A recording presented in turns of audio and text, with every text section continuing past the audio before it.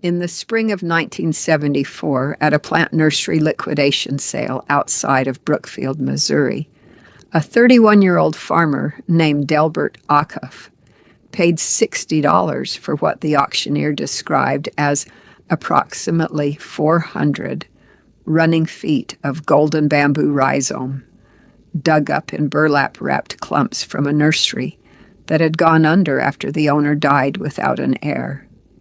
The auctioneer read it off the sheet the way a man reads a legal notice for a property nobody wants.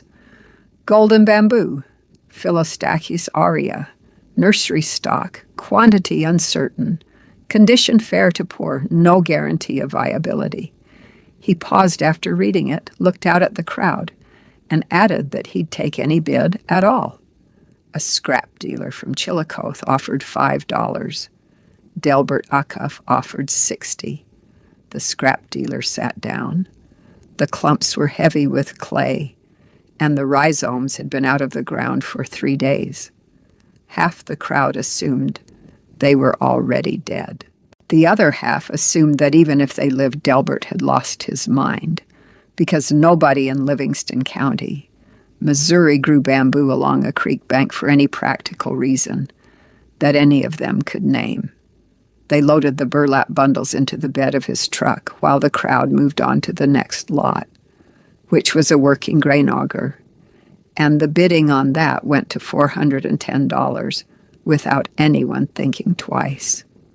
The story traveled the way all stories travel in small farming counties, from the plant sale to the feed store on Route 11, from the feed store to the farmer's co-op on the south end of Brookfield, from the co-op to the lunch counter at the Bluebird Cafe, gaining detail and embellishment at each stop.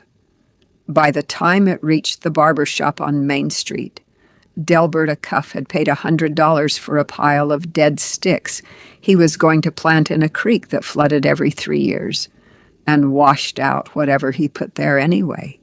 The number kept changing. The conclusion stayed the same. His brother-in-law, Dale Pruitt, stopped by that Saturday while Delbert was unloading the bundles near the south branch of Yellow Creek. Dale stood at the edge of the field with his hands in his pockets and watched for a while before he said anything. "What in the world are you going to do with that?" It was not really a question. Delbert said he was going to plant it along the creek bank from the lower pasture gate to the corner of the Hendricks property, roughly 400 feet of bank that lost 6 to 10 inches of topsoil every time the creek ran high, which was most springs and occasionally in the fall. Dale looked at the burlap clumps, looked at the creek, and said that bamboo was a tropical plant and would be dead by October. Delbert said he appreciated that and kept unloading. Let me tell you about Delbert Acuff, because what he did with that bamboo only makes sense if you understand who he was and where the thinking came from. Delbert was born in 1943 on the same 280-acre farm outside of Brookfield that his father, Harlan Acuff, had purchased in 1931 for $11 an acre during the worst of the Depression, paying cash from a savings account that Harlan's own father had started in 1908 and never touched for any reason that wasn't land. The Acuffs were not wealthy people. They were people who understood that land was the only thing that stayed when everything else went, and that you could only hold land if you owned it without a lien, and that you could only own it without a lien if you spent 20 years not buying things you wanted before you needed them. That philosophy was not written down anywhere in the Acuff household. It was demonstrated repeatedly in the decisions Harlan made and the decisions he refused to make, and Delbert absorbed it the way a child absorbs anything that is practiced rather than preached. Harlan Acuff was a soil man before the term existed in any official capacity. He had no formal education past the 8th grade, but he had read every pamphlet the Soil Conservation Service ever published, had attended every extension meeting within 30 miles, and had spent 40 years watching what the creek did to his south pasture, and what the south pasture did to the creek in return. He kept a notebook, a brown ledger with a cloth spine, in which he recorded rainfall, runoff, erosion measurements he made himself with a measuring tape and wooden stakes, and observations about what grew where and why.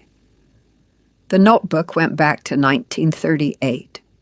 By the time Delbert was old enough to walk the fields with him, Harlan had 30 years of data about that creek bank and what it cost him every time the water ran. Harlan died in the winter of 1969, leaving Delbert the farm, the notebook, the tools in the shop behind the house, and a savings account with $41,000 in it that had never been touched for anything except land. He also left a piece of advice that Delbert had heard so many times he could recite it without thinking. "You can fence a creek bank," Harlan used to say, "and the fence will hold until the water runs, and then you'll put up another fence, and that fence will hold until the water runs again. Or you can grow something in that bank that the water can't move. The second way costs more the first year and nothing after that. The first way costs the same every time, forever." Delbert had been farming the place alone for 5 years by the time of the nursery sale. He ran a cow-calf operation on the south pasture, grew corn and soybeans on the upper ground, and had spent those 5 years replacing creek bank fencing twice after high water. Each replacement cost him between $300 and $400 in materials and 2 weeks of his own labor, which he did not count in the ledger because there was no one to pay for it but himself. He had also lost, by his own measurement following Harlan's method, approximately 40 feet of usable pasture bank to erosion since 1969. At the rate the bank was retreating, he would lose the lower pasture gate access within 15 years. He had been thinking about the creek bank for 3 years before the nursery sale.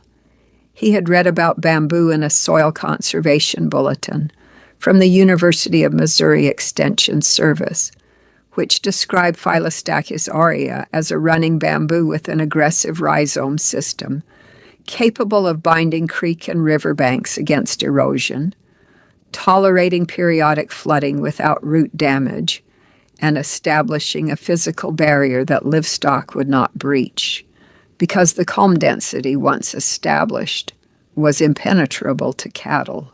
The bulletin noted that golden bamboo was cold hardy to approximately 0 degrees Fahrenheit, which covered Livingston County in all but the worst winters, and that once established it spread on its own, and required no replanting, no fertilizer, and no maintenance beyond an annual perimeter cut to keep it from advancing into pasture. Delbert had written to the Extension office in Columbia for more information.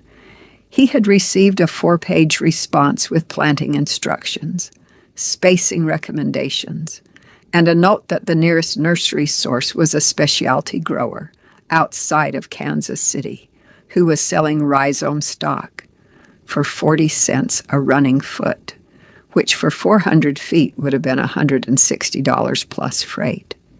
He had written that number in the margin of the Extension bulletin and left it there while he thought about it. The nursery liquidation sale was announced in the Brookfield Bulletin Journal 6 weeks later. The liquidating nursery had a line item that read bamboo, golden rhizome stock, approximately 400 feet. Delbert drove to Brookfield, read the item, and drove home. He went to the sale with $60 in his shirt pocket and a plan he had been working on for 3 years. What the county saw as an impulsive bid on a pile of dead tropical plants was the final step in a process that had begun with his father's notebook and a soil conservation bulletin he had read in the winter of 1971. That's why nobody understood the purchase. They were seeing a man pay $60 for something worthless. They were watching a man pay $60 for the solution to a problem that had been costing him $300 every other year and 40 feet of pasture for the last 5. Now, the planting. When Delbert looked at that south bank of Yellow Creek, he didn't see what everyone else saw. They saw a muddy bank that flooded and a pile of rhizomes that were probably dead. He saw 400 feet of future root structure, and he knew from the extension bulletin exactly what to do with it. He planted in late April of 1974, setting the rhizome clumps at 8-foot intervals along the bank, angled slightly toward the water, in trenches he cut with a spade to a depth of 6 inches. He covered them with a mix of creek-bottom soil and composted manure from the barn lot, watered each planting with 2 5-gallon buckets from the creek, and drove wooden stakes at each location so he could find them if nothing emerged. The total material cost beyond the $60 purchase was $11 for stakes and twine, and the better part of 3 days of his own labor. He did not remove the existing fence along that stretch. He left it in place as a temporary measure and planted the bamboo on the creek side of it, between the wire and the water. The first spring, almost nothing happened.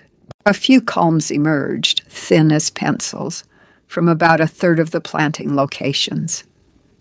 His neighbor to the east, a man named Gordon Hendricks, who ran a larger cow operation on the adjoining property, stopped at the fence line in May and looked at the sparse green shoots and said that Delbert had about $40 worth of dead bamboo and $20 worth of live bamboo, and that the live part wouldn't last the summer.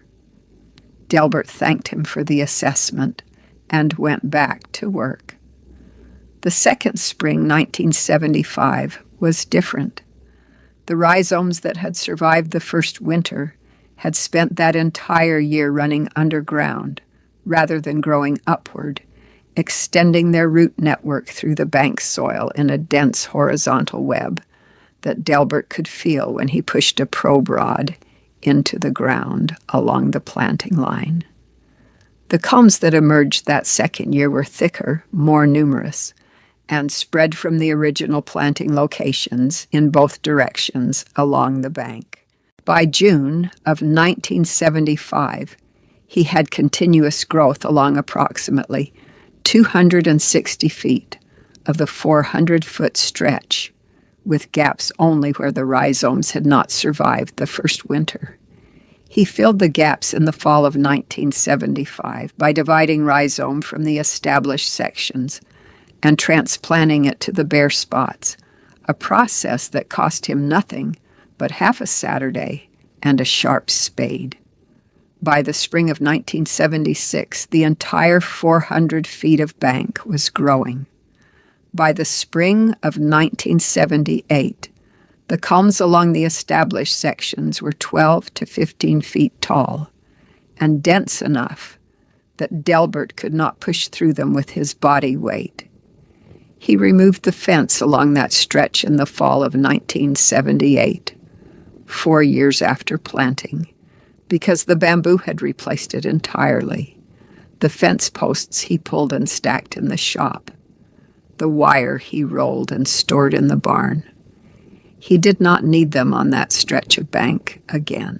Gordon Hendricks stopped at the property line one afternoon in the fall of 1978 and looked at the wall of green culms along the creek bank for a long time without saying anything. Then he asked how tall it was going to get. Delbert said probably 20 feet in another few years. Gordon asked if the cattle would get through it. Delbert said they'd tried twice and turned back both times. Gordon rubbed the back of his neck and looked at the bamboo again and said he had about 600 feet of creek bank on his east pasture that he'd been fencing every 3 years since his father's time. Delbert said he had some rhizome he could divide in the spring if Gordon wanted it. Gordon Hendricks planted 600 feet of his own creek bank in the spring of 1979, using rhizome Delbert divided and delivered in the bed of his truck. He paid Delbert nothing for it because Delbert wouldn't take anything. By 1983, Gordon's bank was established, and he had removed his creek fence on that stretch as well. The two men had between them stabilized roughly 1,000 feet of Yellow Creek Bank with a single $60 purchase and 5 years of patience. The story spread differently after that. Not the story of a man who bought dead bamboo at a liquidation sale. The story of a man whose creek bank looked different from every other creek bank in Livingston County. Farmers driving the road along the south edge of Delbert's property could see the bamboo from a quarter-mile away, a dark green wall above the creek line that stayed green in August, when everything else went brown, and stayed standing in March when the creek ran full, and the banks on either side of his property were raw and cut. People started asking Gordon Hendricks about it at the co-op, and Gordon told them what he knew, which was that Delbert Acuff had figured something out that the rest of them hadn't, and that the bamboo had not cost him $1 in maintenance in 5 years. If you have ever watched a community underestimate someone for years, and then watch that community go quiet when the evidence arrived, stick with me, because what happened in Livingston County in the summer of 1997 is the part of this story that Harlan Acuff would have understood without a single word of explanation. Hit subscribe so you don't miss the next one. Let me tell you about what happened over the next 15 years, because this is where the story stops being about bamboo and starts being about something else entirely. Between 1978 and 1993, Delbert Acuff did not spend $1 on creek bank fencing. His neighbors spent between $250 and $400 every 2 to 4 years on the same stretch of work, depending on how hard the spring ran and how much of their wire the water took. He kept a running total in the back of Harlan's notebook, a column on the right side of the last page, labeled Creek Fence Savings. By 1985, it was at $1,200. By 1990, it was at $2,200. By 1993, it was at $3,100, not counting his own labor, which he also did not count. But the savings in fence materials were not the main thing. The main thing was the bank itself. Delbert measured his south pasture bank every spring using Harlan's method, wooden stakes and a measuring tape from a fixed reference point at the lower pasture gate. Every other farm on Yellow Creek continued to lose bank at the rate of 6 to 10 inches per high water event. Delbert's bank, from the lower gate to the Hendricks corner, had not moved since 1978. It had actually gained ground in 3 places where the bamboo root mass had begun to capture sediment from the water, rather than losing it, building the bank outward by 2 to 4 inches in sections where the calm density was highest. He calculated, using Harlan's measurements and his own, that by 1993 he had recovered or retained approximately 60 linear feet of pasture bank that would otherwise have eroded. At the width of his pasture, that was roughly a 1/4 acre of ground he still had, that he would not have had if he'd continued fencing and replacing. He did not put a dollar value on that in the notebook. He didn't need to. He knew what creek bottom ground was worth per acre in Livingston County, and it was not nothing. He expanded the bamboo twice more during those years. In 1981, he planted another 200 feet along the north branch of the creek where it crossed the upper corner of the property, Using rhizome he divided from the established South Bank planting. Cost $0 in materials, 1 weekend of labor. In 1986, he planted a third section along a drainage ditch on the east side of the property that had been cutting toward a low corner of his cornfield. Cost $0, 2 days. By 1993, Delbert Acuff had approximately 1,000 feet of bamboo on his own property, all of it grown from the original $60 purchase, all of it established and self-sustaining, all of it requiring nothing from him except an annual walk with a brush hook to cut back any rhizome that tried to advance into his pasture beyond the bank edge. He had also in those years sold or given away enough divided rhizome to plant another 2,000 feet of creek bank on neighboring properties. He kept track of that too, not in the notebook, but in his head. He knew which farms had his bamboo on them and which didn't. And by 1993, he could have told you the difference by driving the roads in April, when the creek ran, and looking at which banks were holding and which ones were raw. You know what happened in the summer of 1997. If you farmed in northern Missouri or anywhere in the upper Missouri River Basin that year, you don't need me to explain what a flood year looks like when the ground is already saturated and the rain doesn't stop. The National Weather Service recorded over 18 inches of rainfall in Livingston County between May and July of 1997, more than twice the seasonal average. Yellow Creek, which in a normal year ran at 2 to 3 feet in its channel during spring high water, ran at 9 feet above flood stage for 11 consecutive days in June. It took out culverts on 2 county roads. It took out a bridge on a township road that hadn't flooded since 1947. And it took out fencing, not Delbert's fencing. He didn't have any on the creek bank to take. His neighbors lost fence in that flood the way farmers lose fence in a 9-foot flood, which is completely and without warning. Gordon Hendricks lost 300 feet of wire and 14 posts on a stretch of his east pasture that was not protected by bamboo, a section he had never gotten around to planting. The Brewer operation to the north lost over 600 feet of fence along their creek frontage and had cattle in the road by the 3rd day of the flood. The Tanner family, who farmed the quarter section west of Delbert's property, lost 2 sections of fence, a section of creek bank that had been stable for 20 years, and approximately 1/10 of an acre of pasture ground to a bank collapse that happened overnight during the peak of the flood. Delbert Acuff lost nothing on the bamboo sections. Not a post, because there were no posts. Not a wire, because there was no wire. The bamboo culms bent under the flood current and came back upright when the water receded, which is what bamboo does because the culm is flexible and the root system is below the scour zone.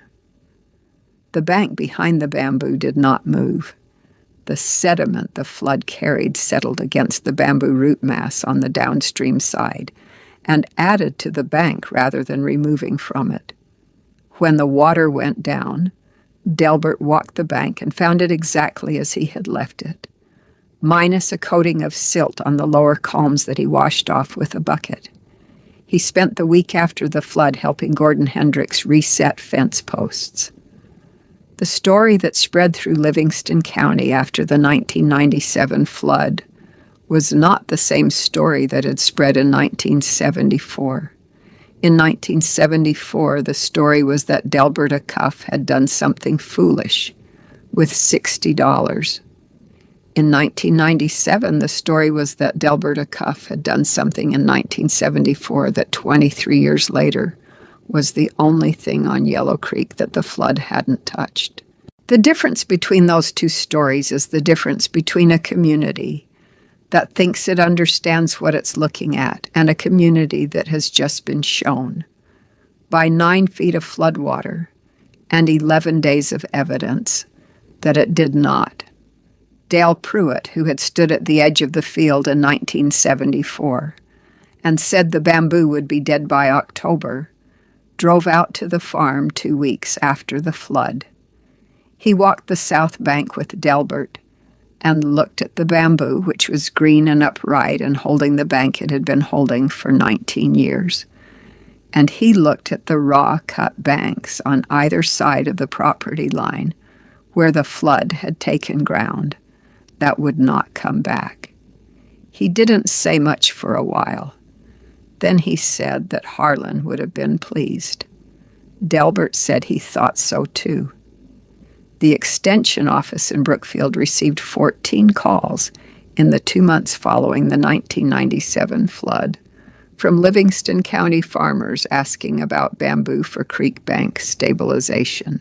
The agent who handled the calls later told a meeting of the Livingston County Soil and Water Conservation District that in 20 years of extension work, he had never fielded 14 calls on a single topic in 2 months, and that every one of those callers had mentioned Delbert Acuff's farm by name.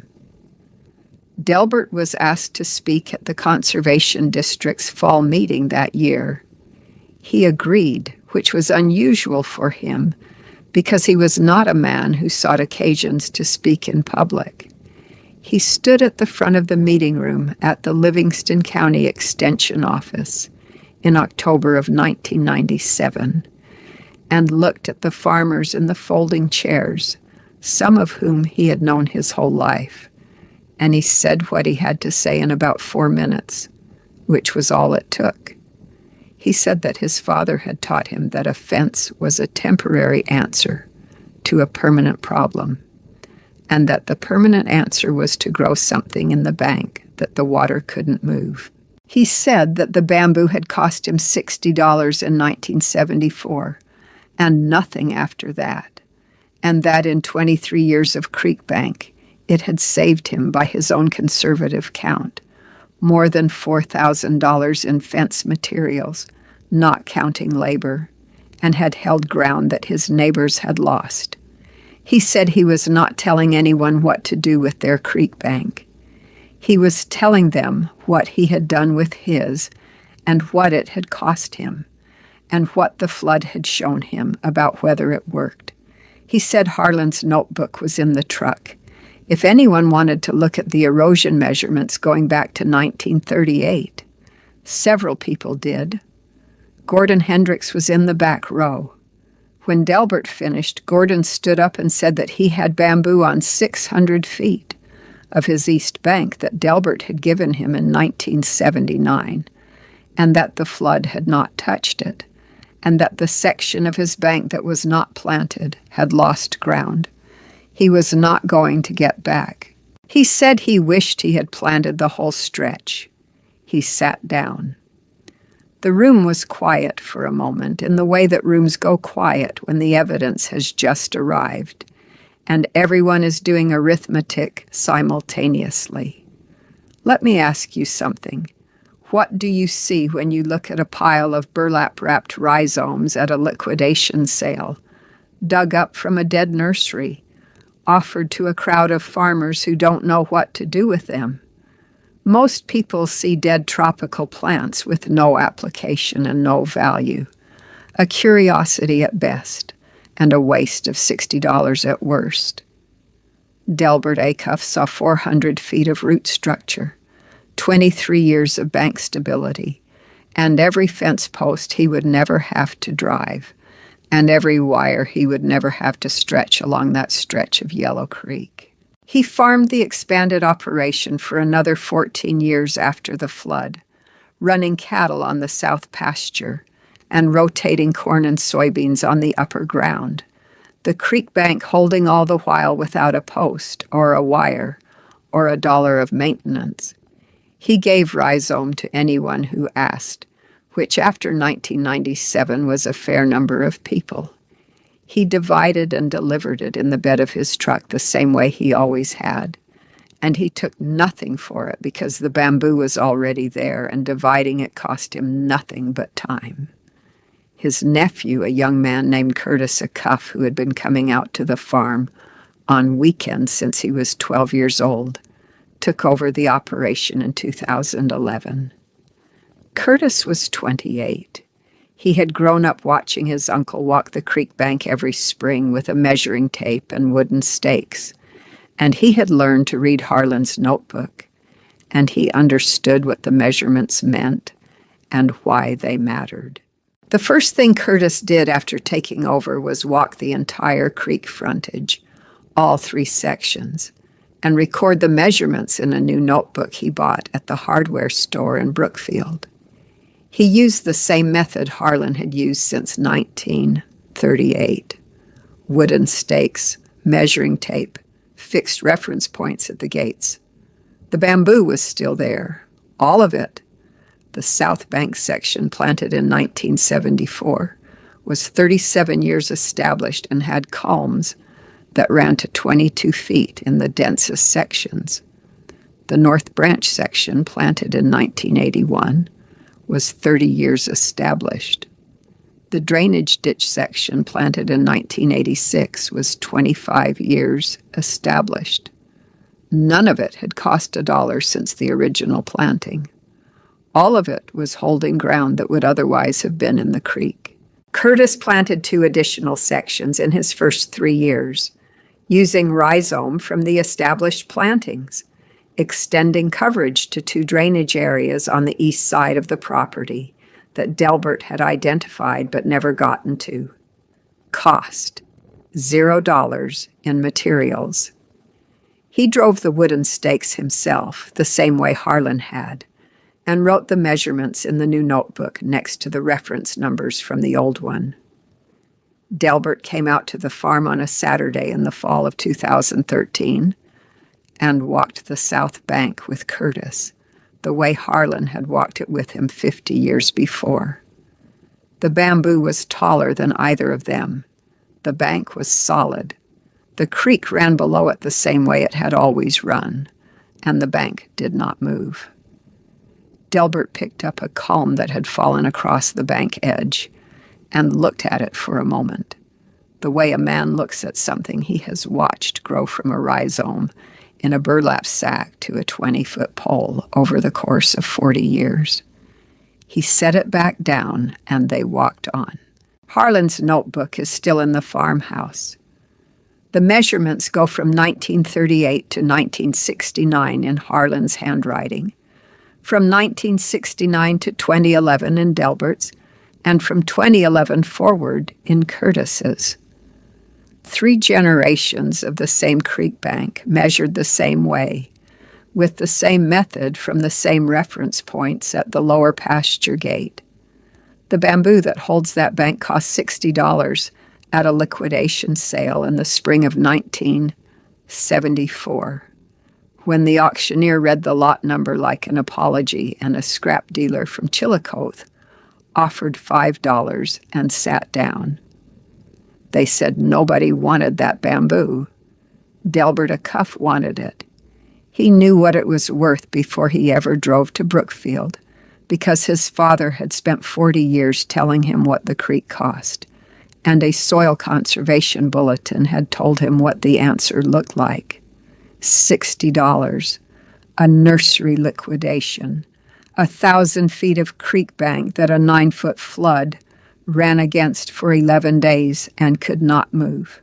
The bamboo nobody wanted, planted by the man nobody listened to, holding the ground that everyone else lost in a county that stopped laughing in the summer of 1997 and never quite started again.